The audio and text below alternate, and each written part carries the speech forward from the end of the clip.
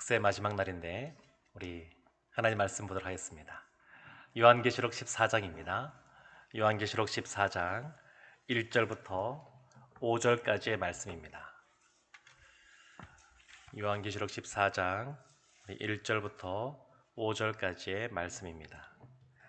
신약성경 412쪽입니다.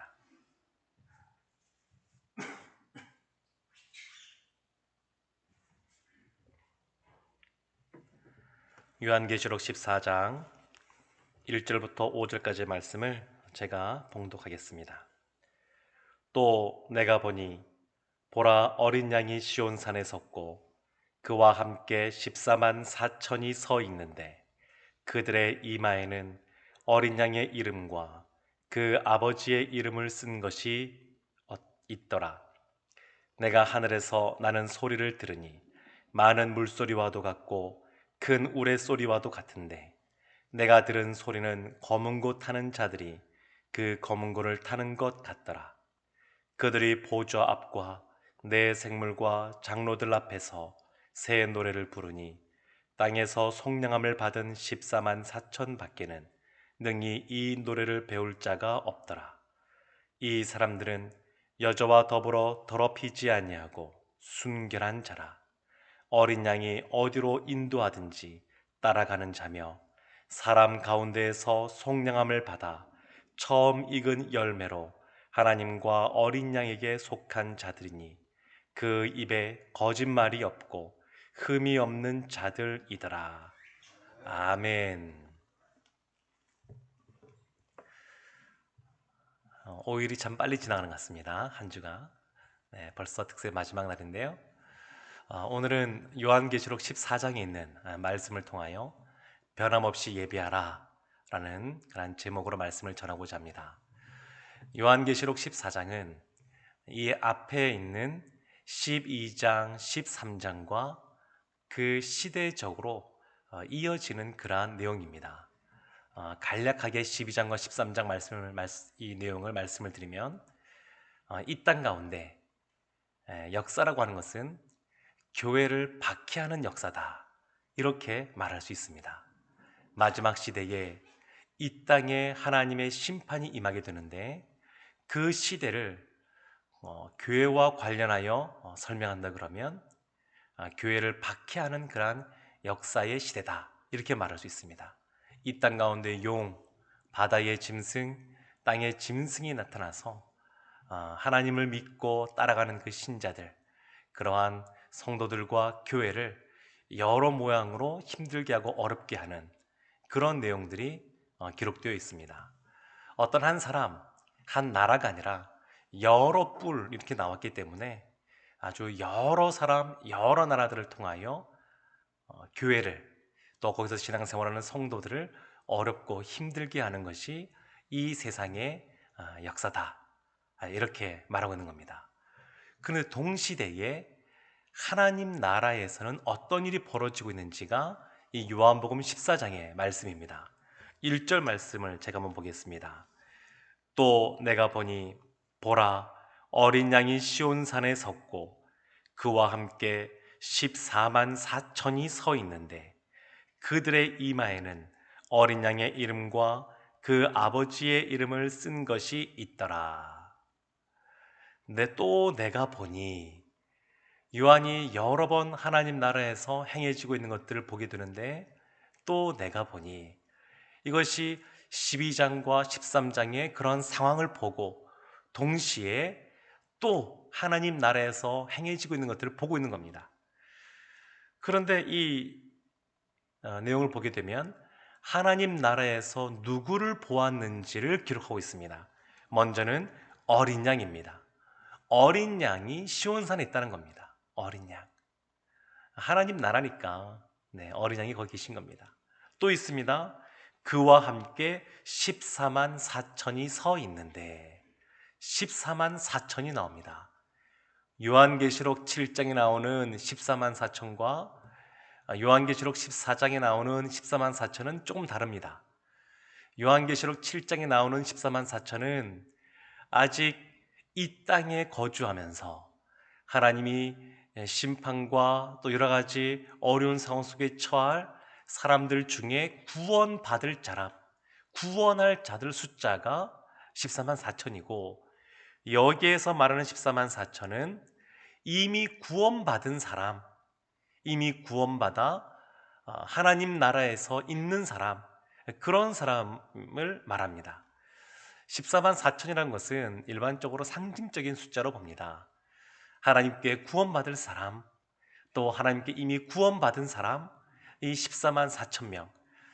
요한계시록 7장에 보게 되면 이스라엘 12지파 곱하기 각 지파마다 1000명씩 해서 12,000명, 그래서 12지파에서 14만 4천이거든요.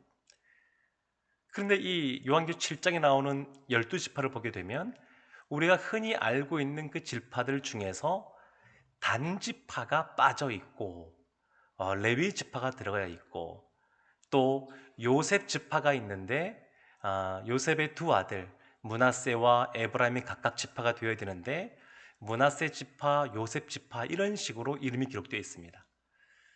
그래서 이 이스라엘 12지파지만 일반적으로 이 숫자를 상징적인 숫자로 봅니다. 상징적인 것으로.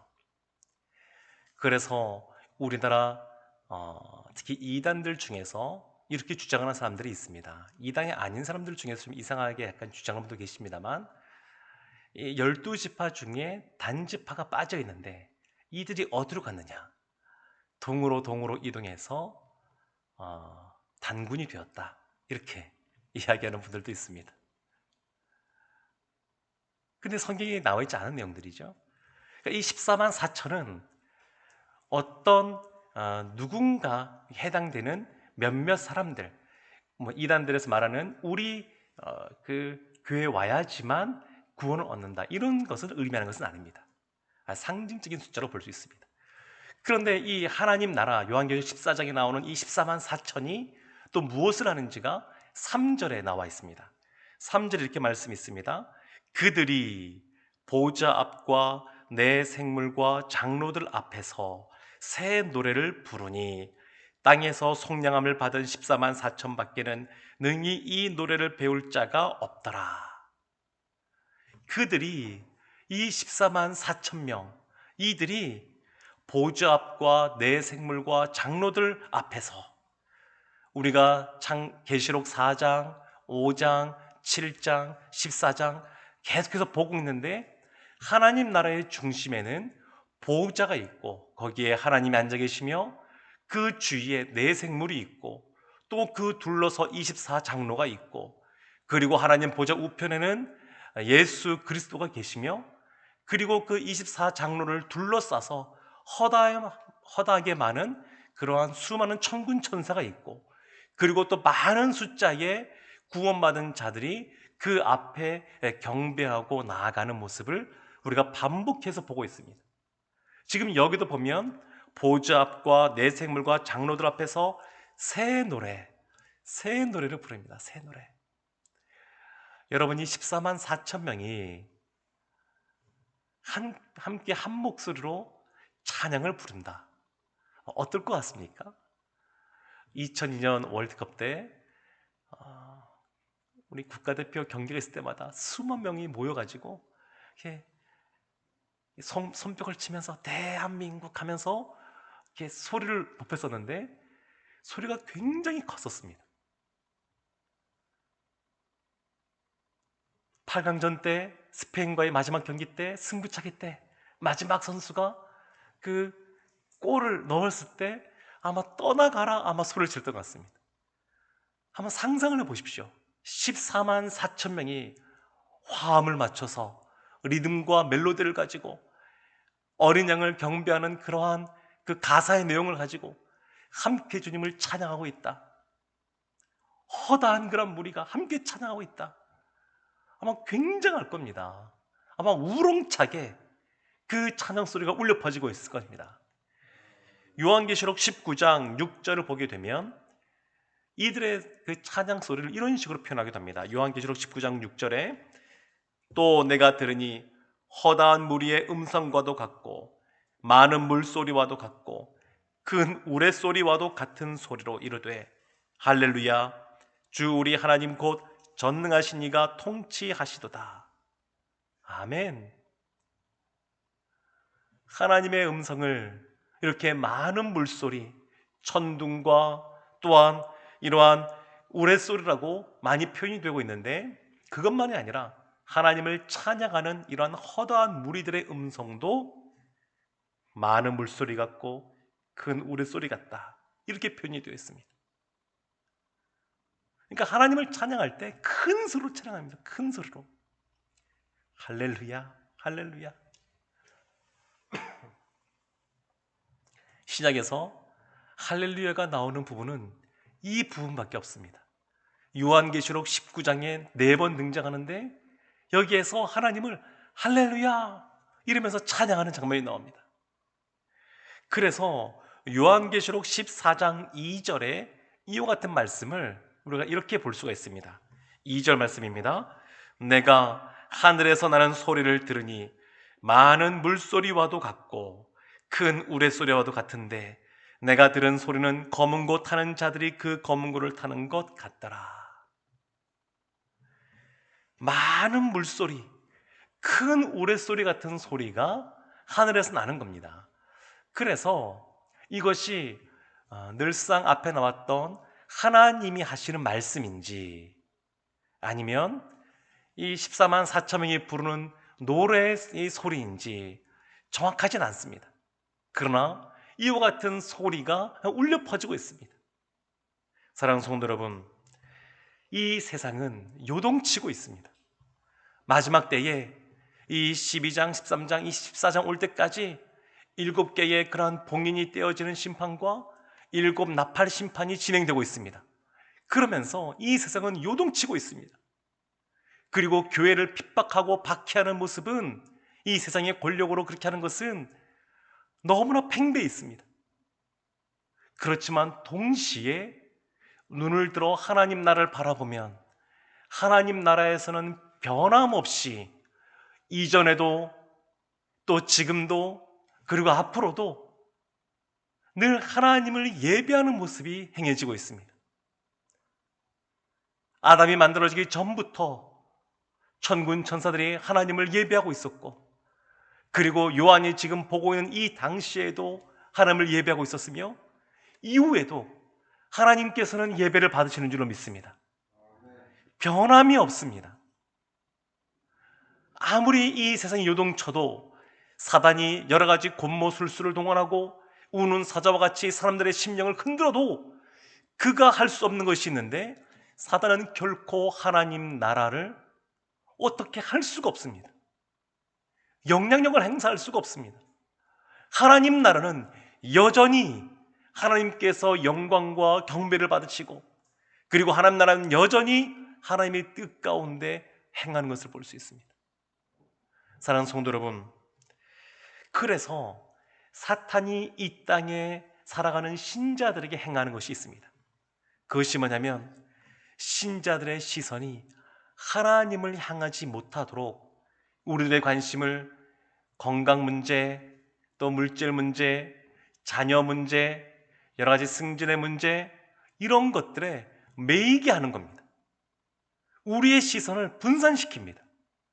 하나님을 바라보지 못하도록, 하나님을 전심으로 찬양하지 못하도록, 하나님이 나의 삶을 인도해 주시는 선한 목자라는 것을 인정하지 못하도록, 우리의 힘으로 무엇인가 해결하도록 자꾸 시선을 방해합니다.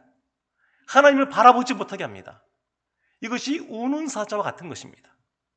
우는 사자와 같이 그냥 으르렁거려서 사람들로 하여금 겁을 먹게 하고, 두렵게 하고, 불안하게 하고, 그래서 무엇인가 우리의 힘으로 무엇인가 준비하고 해야 될 것만 같은 그러한 상황으로 내몰고 갑니다.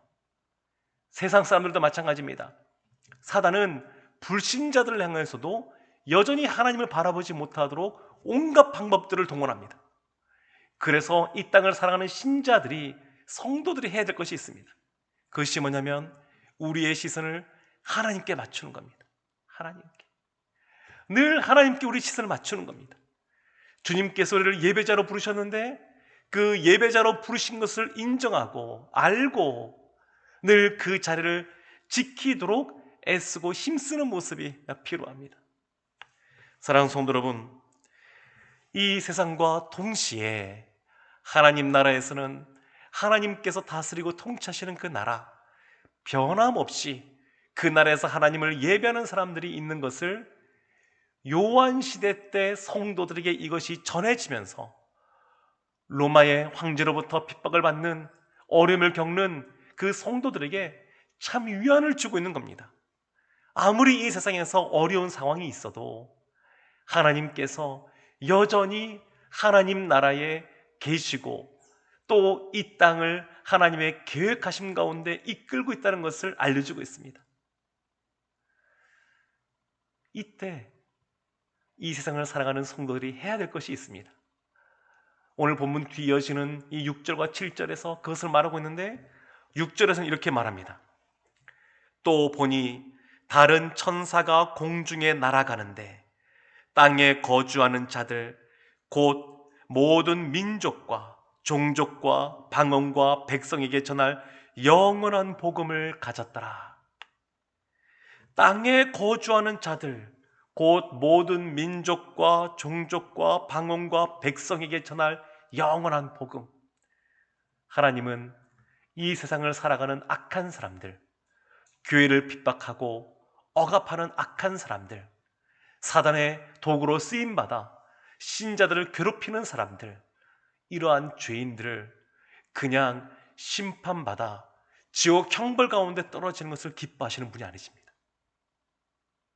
하나님은 죄인이, 악인이 이 세상 가운데 악한 행동을 하고 있지만 그래도 영원한 복음으로 말미암아 하나님께 돌아오기를 원하십니다. 유대인만이 아니라 이방 민족 모두가 다, 열방에 있는 모두가 다 주님께 오기를 원하십니다. 그래서 예수님이 마지막 승천하시면서 이 땅에 남아있는 제자들에게 하신 지상 대명령, 그 명령의 말씀이 있지 않습니까? 마태복음 28장 19절과 20절 말씀입니다. 그러므로 너희는 가서 모든 민족을 제자로 삼아 아버지와 아들과 성령의 이름으로 세례를 주고 내가 너에게 분부한 모든 것을 가르쳐 지키게 하라.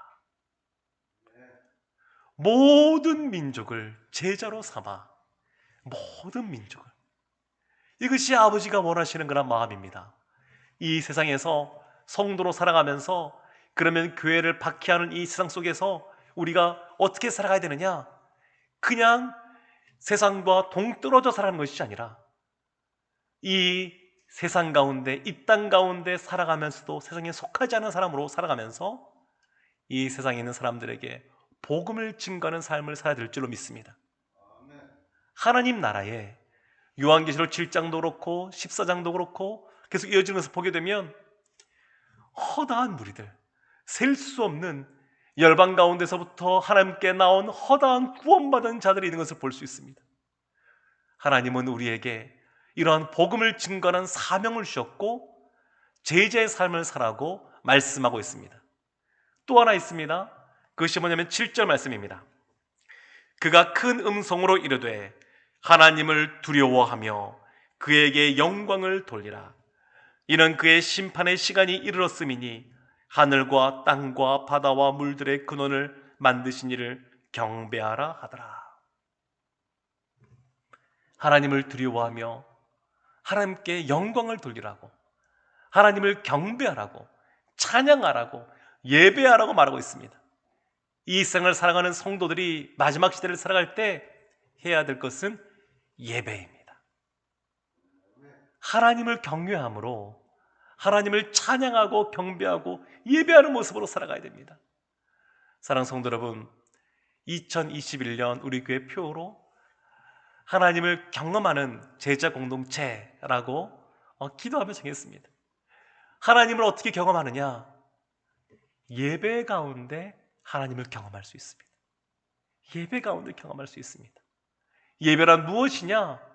우리가 요한계시록 말씀을 통하여 예배를 살펴보았는데 예배라고 하는 것은 하늘 보좌에 앉으신 하나님께서 이 땅에 있는 성도들에게 하나님의 말씀을 선포하시고 보좌 우편에 계신 예수 그리스도께서 하나님으로부터 그 은혜를 취하여 우리에게 은혜를 베풀어 주는 시간이 예배입니다. 예배는 이 세상을 요동치는 이 세상 가운데 하나님의 자녀로서 사명을 감당하는 모습으로 살아감에 있어서 힘을 얻는 시간이 예배 시간입니다. 예배 시작할 때마다 계시록 말씀 나오는 것을 보게 되면 하나님의 임재가 먼저 있습니다. 예배는 하나님의 거룩한 임재를 경험하는 시간이고, 예배는 그 하나님께 영광을 돌려드리며 또 하나님의 은혜 가운데 우리도 그 영광에 같이 동참하는 그러한 시간이 예배 시간입니다. 이 예배는 우리가 생각하는 것보다 훨씬 더 우리에게 너무너무 귀한 것이고, 또한 우리가 반드시 해야만 되는 그러한 모습이라고 할 수 있습니다. 요한계시록 20장 20절과 21절을 보게 되면 마지막 이 계시록을 마치면서 이렇게 기록되어 있습니다. 이것들을 증언하신 이가 이르시되 내가 진실로 속히 오리라 하시거늘 아멘. 주 예수여 오시옵소서. 주 예수의 은혜가 모든 자들에게 있을지어다. 아멘. 주 예수여 어서 오시옵소서. 아멘. 주 예수여 오시옵소서. 사랑하는 성도 여러분, 이 세상을 살아가는 우리의 모습이 이와 같을 줄로 믿습니다. 이 세상 가운데 우리가 성실하게 열심히 살아가면서 삶의 예배를 드리면서 공동체로 함께 모여 하나님을 예배하면서 동시에 주님이 오시는 그날을 바라보며 살아가는 겁니다. 주 예수여 오시옵소서. 주 예수여 오시옵소서.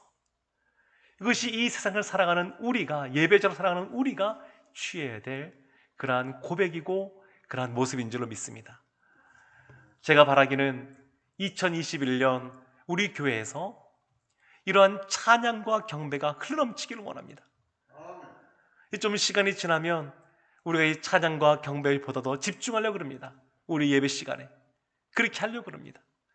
하나님의 임재가 흘러넘치고 또한 하나님의 영광을 보는 그러한 시간, 하나님의 은혜를 충만하게 경험하는 시간, 그러한 시간이 우리가 함께 모여 예배드리는 그러한 예배 시간이 되기를 원합니다. 그래서 우리가 늘 기도해야 될 것은 이 예배 가운데 참여하는 우리가 영과 진리로 하나님을 예배하기 위하여 늘 성령 충만할 수 있도록 기도하기를 원합니다. 늘 예배 가운데 하나님이 임재하시고 하나님의 말씀이 온전히 선포되어지고 하나님의 은혜와 하나님의 영광이 우리 가운데 주어질 때 우리가 늘 성령 충만한 가운데 하나님께 찬양하고 경배하고 또 주님께 영광을 돌려드리고 또 기도함으로 아름다운 향기를 주님 앞에 올려드리는 그런 모습을 있기를 원합니다. 2021년 이 한 해에 우리 교회 가운데 이러한 예배를 경험하는 모습이 흘러넘치기를 원하고 우리 성도들의 각자의 가정 가운데 개인의 삶 속에 삶의 예배를 통하여 하나님이 만나주시고 은혜 주신 것을 경험하기를 주님의 이름으로 축원합니다. 아멘. 우리 시간 기도하겠습니다.